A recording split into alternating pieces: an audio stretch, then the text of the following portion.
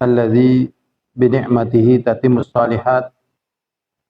Allahumma shalli wa sallim ala Muhammadin wa ala alihi wa ashabihi wa man tabi'ahum bi ihsanin ila yaumiddin wa ba'd. Kita lanjutkan bab al-hath alal istiyadi minal khairi fi awakhiril umuri. Bab anjuran untuk memperbanyak kebaikan di akhir usia. Kita sampai hadis yang ke-114 dari awal kitab Riyadhus Shalihin atau hadis ketiga dari bab ini, bab yang ke-12.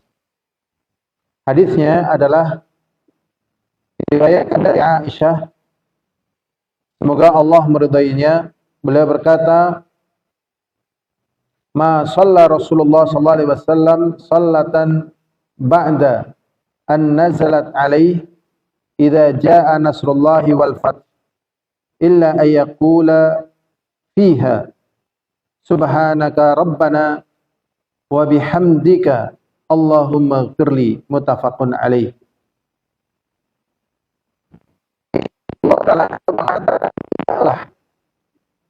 Rasulullah sallallahu alaihi wasallam tatkala mengerjakan salat setelah turun ayat An-Nasr, idza jaa nasrullahi wal fath, kecuali doa sujud beliau dan doa rukuk beliau adalah subhanaka rabbana wa bihamdika. Maksudnya, ya Allah, Rabb kami, dan segala puji bagimu. Allahumma ighfirli, ya Allah, ampunilah aku. Jadi di sini, di dalam hadis ini ada teladan dari Rasulullah SAW. Tatkala orang sudah masuk usia senja, di dalam rukuk dan sujudnya hendaknya dan doa ini bagaimana Rasulullah SAW. Subhanaka rabbana wa bihamdika Allahumma ighfirli. Hadis ini muttafaqun alaih. Kemudian di dalam satu riwayat dikeluarkan oleh Imam Bukhari dan Imam Muslim, bahasanya Rasulullah SAW memperbanyak doa di dalam rukuknya dan sujudnya, subhanakallahumma rabbana wa bihamdika Allahumma ighfirli. Maha suci Engkau ya Allah, wahai Rabb kami, dan maha terpuji Engkau ya Allah, ampunilah aku. Yata'awwal al-Qur'ana, beliau mengucapkan doa sujud dan ruku sebagaimana tadi disebutkan tadi, itu dalam rangka mengamalkan apa yang disebutkan di dalam Al-Qur'an, yaitu fasabbih bihamdi rabbika wastaghfir. Maka bertasbihlah engkau wahai Nabi dengan menyebut pujian untuk Tuhanmu dan mintalah ampun. Ini di dalam riwayat Bukhari dan Muslim. Kemudian di dalam riwayat Muslim, bahwasanya Rasulullah SAW memperbanyak mengucapkan doa sebelum meninggal beliau, subhanaka. Ini di dalam riwayat Muslim. Jadi intinya di dalam perkara ini berdekatan. Jadi tatkala sudah turun ayat ini merupakan tanda dekatnya ajal Rasulullah SAW, maka beliau di dalam rukuk dan sujudnya mengganti dengan subhanakallahumma wa bihamdika astaghfiruka. Di sini ada tambahan, ya, wa bihamdika ada perbedaan, ya, astaghfiruka wa atubu ilaik. Ini di dalam riwayat Muslim, yaitu perbedaannya astaghfiruka wa atubu ilaik. Maha suci Engkau ya Allah, wahai Rabb kami, dan maha terpuji Engkau ya Allah, aku minta ampun dan bertobat kepada Engkau. Jadi kita bisa mengucapkan di dalam rukuk kita atau sujud kita dengan subhanakallahumma rabbana wa bihamdika Allahumma ighfirli, atau subhanakallahumma wa bihamdika astaghfiruka wa atubu ilaik. Boleh dua-duanya. Kemudian Aisyah mengatakan, wahai Rasulullah, apakah dari doa-doa ini yang engkau kerjakan adalah dari praktek apa yang telah Allah katakan kepada engkau? Kemudian Rasulullah SAW mengatakan, ju'ilat li alamatun, dibikin untukku satu tanda, fi ummati, yang terjadi pada umatku, idza ra'aituha qultuha, apabila aku melihatnya maka aku mengucapkannya. Jadi tatkala beliau mengetahui dari apa yang Allah turunkan kepada umatnya beliau, yaitu Nabi Muhammad SAW, dari Al-Quran, dan beliau mengetahui, maka beliau pun mengamalkannya, yaitu idza jaa nasrullah wal fath. Jadi intinya beliau mengamalkan ayat ini dengan merubah atau mengganti doa sujud dan rukuknya. Idza jaa nasrullahi wal fath, kemudian akhirnya ruku dan sujud beliau diganti dengan subhanakallahumma rabbana wa bihamdika allahumma ighfirli. Berikutnya, wa fi riwayatin, dan dalam riwayat yang lain, bahwasanya Rasulullah SAW memperbanyak ucapan subhanallah wa bihamdi. Beliau memperbanyak ucapan subhanallah wa bihamdi. Maha suci engkau ya Allah dan maha terpuji engkau. Astaghfirullah wa atubu ilaih. Aku minta ampun kepada engkau dan aku bertobat kepada engkau. Qalat, kemudian Aisyah mengatakan, qultu, aku bertanya, ya Rasulullah. Aisyah bertanya kepada Rasulullah, wahai Rasulullah, araka yukthiru min qaulin, aku melihat engkau memperbanyak dari doa subhanallah wa bihamdi astaghfirullah wa atubu ilaih. Kemudian Rasulullah SAW menjawab dari pertanyaan Aisyah tadi, mengapa beliau banyak mengucapkan doa tersebut. Beliau mengatakan, akhbarani rabbi, telah memberitakan kepadaku Rabbku, yaitu Allah SWT. Ani sa'ara alamatan fi ummati, sesungguhnya aku akan melihat tanda yang akan terjadi pada umatku. Fa idza ra'aituha, dan apabila aku melihatnya, aktsartu min qaulin, maka aku memperbanyak doa subhanallah wa bihamdi astaghfirullah wa atubu ilaih. Maka aku memperbanyak doa, maha suci engkau ya Allah dan maha terpuji engkau, dan aku minta ampun kepada engkau dan aku bertobat kepada engkau. Jadi tatkala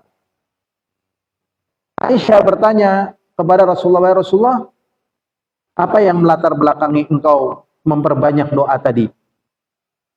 Kemudian Rasulullah menjawab, telah memberitakan kepadaku Tuhanku, yaitu Allah SWT.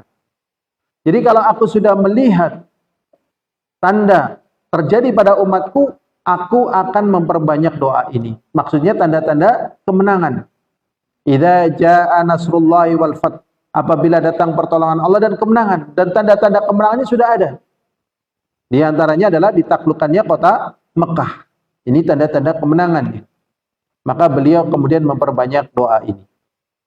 Faqad ra'aitu, dan aku telah melihatnya, yaitu pada firman Allah Ta'ala, idza jaa nasrullahi wal fath, apabila datang pertolongan Allah dan kemenangan, yaitu ditaklukkannya kota Mekah.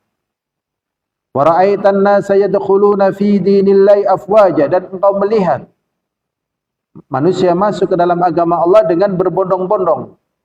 Ini berarti tanda yang diberitakan oleh Allah bahwasanya Nabi Muhammad akan menang, umatnya juga akan menang, tandanya sudah diperlihatkan.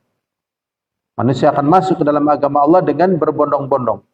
Maka kalau seperti itu, fasabbih bihamdi rabbika wastaghfir, maka bertasbihlah dengan memuji Rabbmu dan mintalah ampun. Innahu kana tawwaba, sesungguhnya Allah SWT adalah zat yang maha menerima taubat. Ini hadis yang ke-114. Kemudian selanjutnya hadis ke-115 dan 116 ini adalah hadis yang terakhir dari bab 12, yaitu anjuran untuk memperbanyak bekal dengan kebaikan di akhir usia. Jadi dibawakan oleh Imam Nawawi dari hadis-hadis ini merupakan contoh dan teladan dari Rasulullah SAW.